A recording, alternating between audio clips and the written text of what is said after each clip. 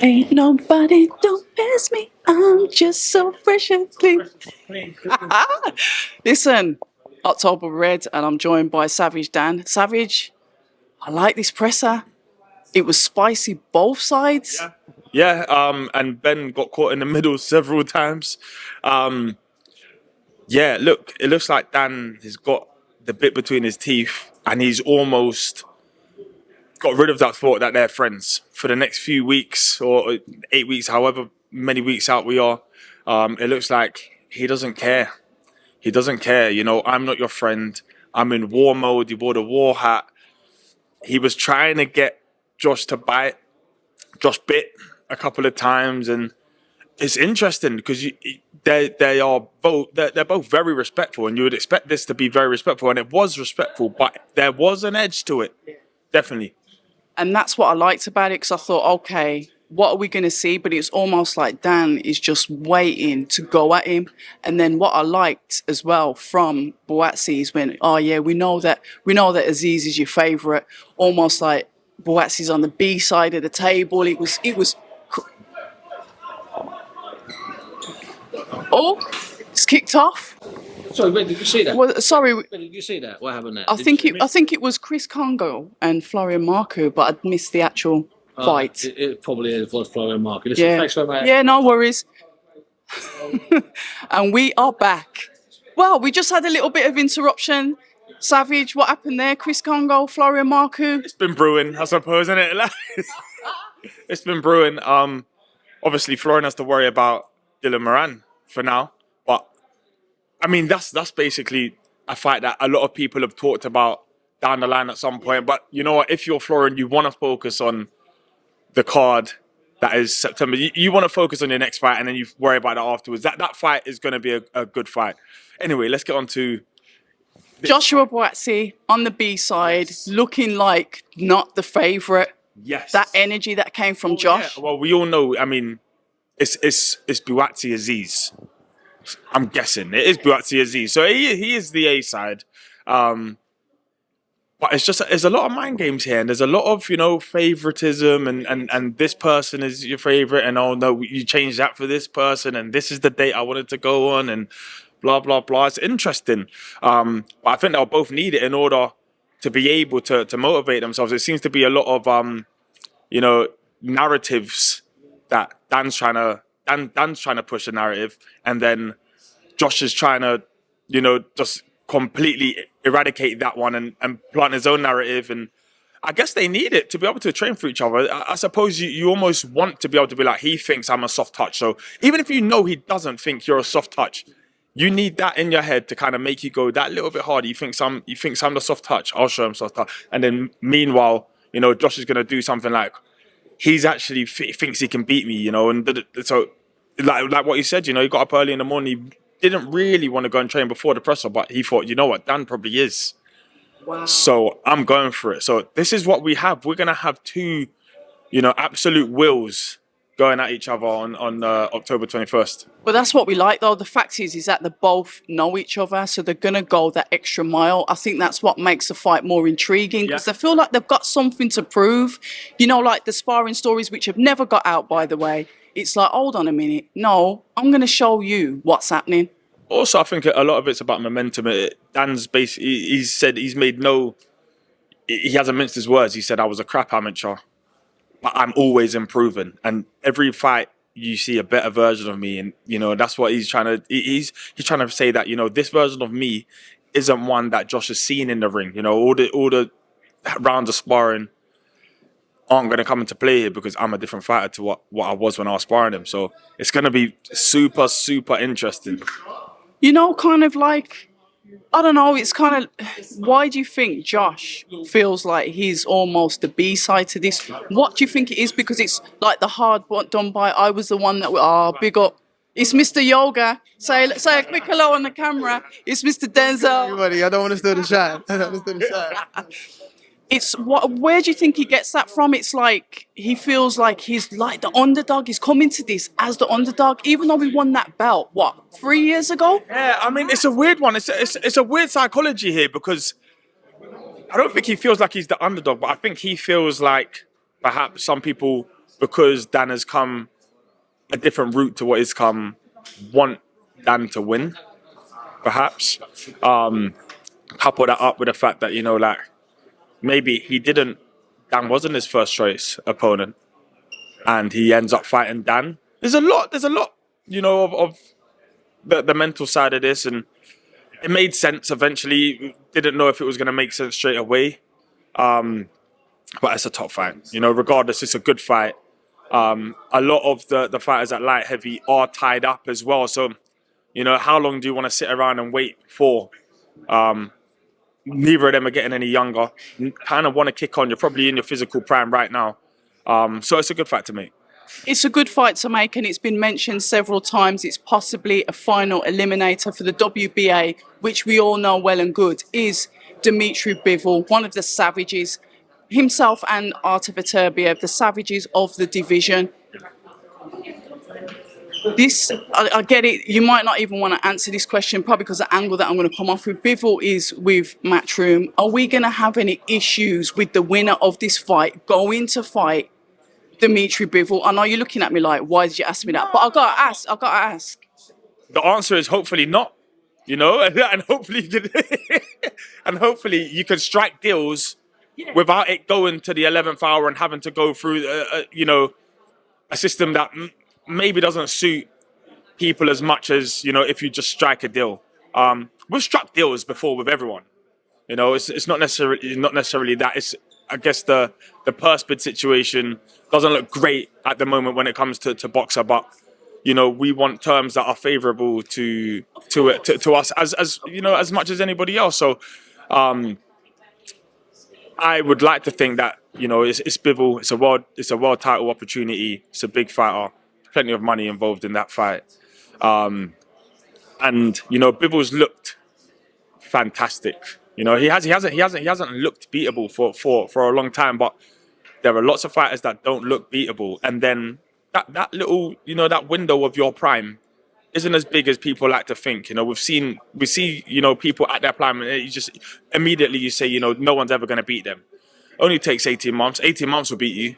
24 months will beat you more than a person will. When Canelo was in his prime, he's fighting every 3 months. He knew he was in his prime. And we now know he's not necessarily on the slide, but we know he's not in his prime. And that's the thing, prime fighters, it's very hard to beat a world-class, top-level prime fighter. But once they're out their prime, like Beterbiev is now, you start to see more and more ways to get to them and beat them. So it'll be interesting, the timing on everything. We really look forward to that, and I will go on to say we can't forget and not acknowledge what Craig Richards did to Dmitry Bivol. Craig Richards really put up a good account. Yes, all right, I get it, he lost, but he did touch him up, because when Bivol did that post-fight, his face was touched up, and that was from Craig. So everyone, even though, like I said, he didn't get the win, he's still beatable and would be a really good challenge for the winner of this fight. Yeah, everyone's beatable. I genuinely believe everybody can be beat. You just have to have big enough balls to really execute your plan. You've got to be perfect a lot of times to beat, that fighter that looks unbeatable. To beat him, you have to be perfect. To be fair, Bivol during that Richards fight, I think I won't necessarily doubted himself, but I think he went into his prime after that fight. It's almost like that fight sent him into his prime. After that, he believed even more. But Craig goes life and death with all of them. Everyone. No one ever gets an easy night. No one gets an easy night out of him. He's a top fighter. So, as I said, light heavyweight is probably just behind cruiserweight for me in terms of the UK fighters that are involved domestically, and those are the two divisions where you got to start making these fights. I totally agree with you, but then we move on to cruiserweights, and we're going to talk about Mikael Lowell fighting Isaac Chamberlain, a fight that should have been a few months ago. Medical records discussed it. Was show us your dirty linen day up there.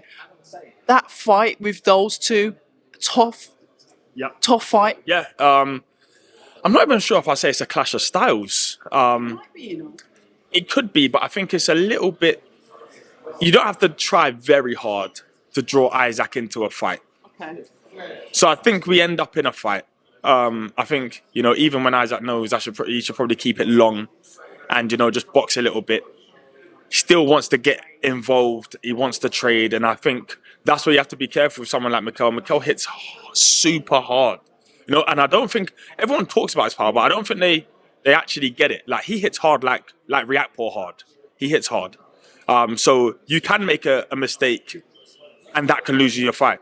I genuinely, I think it's a 50-50-ish fight. You'd say at a certain level, you'd back Isaac and maybe, talent-wise and maybe his recent activity, experience, all of that's going to come into play. But punches, it's not what you think it is. You can be winning a fight against them. Jameson was doing just fine against Mikel. It doesn't matter. Punches can end this in a second, in a blink. That's why it's interesting.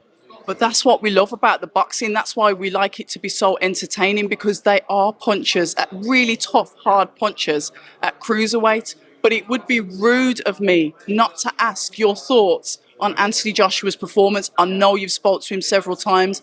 Some of his best interviews, and I will say this, and I stand on it, have always been with yourself.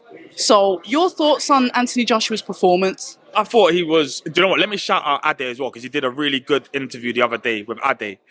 I thought AJ was a little bit tentative, given that it's almost a dress rehearsal for a Wilder. Now, the ending was perfect. I just wish... And you know what? He almost caught him with that really early on in the fight. So at that point, we would have been like, yes, it's that's AJ. But I think the longer AJ has a look, the more his opponent kind of grows into a fight. And you saw Helenius get a little bit confident in there.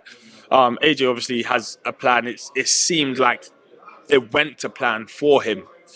But against Wilder, I'm not sure if you would have that much time to get that shot off, because Wilder's not textbook at all. He's not going to do any of the things that, he's not. I think he wouldn't sit around waiting for you to figure him out, and he wouldn't even be trying to figure you out. Most of the people that Wilder has knocked out, they are beating him, so I'm saying that, or he gets them out of there so quickly that they didn't even have a chance to get their rhythm going. Good to see he got the knockout though. That's his first stoppage, I think, in the 2.5 years or something like that. So it must feel... It's all about confidence. I think a lot of this fight is about the mentality of Joshua going into it. You've got to go in there as a killer, because if you don't, you're in there with a killer, and it can, it's someone's going to go. And that's exactly what Malik said. He talked about Deontay Wilder being more of a killer, that he won't be able to dress back. Because the thing is, I think with Deontay Wilder's style, like you said, he can afford to be behind on the cards, unless he's fighting Tyson Fury, that is. But he's just waiting for that opportunity to throw that shot. They're not even on the clock really like that. They don't worry about rounds and who did what in what round and stuff like that. He's worried about, can I do this inside 36 minutes? And That's the one. that it's dangerous. And you can, and the answer is usually yes. Unless he has taken too much damage. If you can take his belief away like Tyson Fury did, and even then, Tyson Fury ended up on the canvas more than a few times. It's a hard kind of guy to fight, because if he lands something, you're in trouble. So you may as well go and try and land it as fast as possible. It's a firefight. It's a firefight, 100%.